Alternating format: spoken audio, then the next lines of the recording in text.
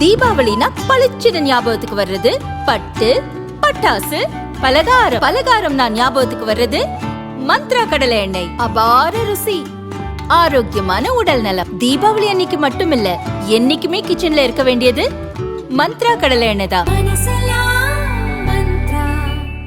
ரொம்ப டயர்டா இருக்கு.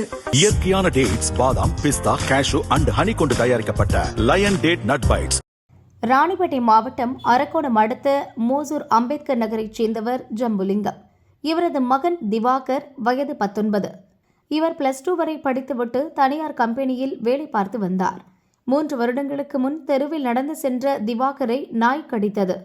ஆனால் அவர் அதை கண்டுகொள்ளவில்லை. டாக்டரிடம் சென்று உரிய சிகிச்சையை முறையாக எடுக்கவில்லை. மருத்துவமனைக்கு செல்லும்படி குடும்பத்தினரும் நண்பர்களும் அறிவுரை கூறியும் திவாகர் கேட்கவில்லை. தெருவில் சுற்றும் நாய்களை காப்பகங்களில் அடைக்க வேண்டுமென சில மாதங்களுக்கு முன் சுப்ரீம் கோர்ட் உத்தரவிட்ட பிறகு தெருநாய்களை பிடித்து கருத்தடை செய்து ராபிஸ் நோய் தடுப்பு ஊசி போடப்பட்டு வருகிறது.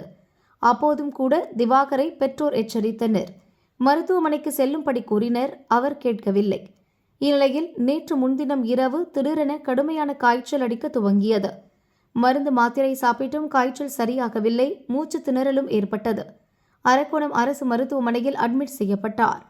பரிசோதனைகள் செய்து பார்த்த டாக்டர்கள் ராபிஸ் வைரஸ் பாதிப்பு தீவிரமாகி இருப்பதை கண்டறிந்தனர்.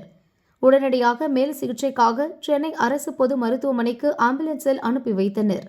அங்கு ஐசியூவில் சிகிச்சை பெற்று வந்த திவாகர் மூச்சு திணறல் ஏற்பட்டு பரிதாபமாக இறந்தார்.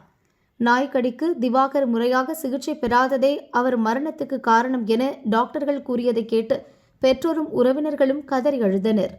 அரக்கோணம் போலீசார் விசாரித்து வருகின்றனர்.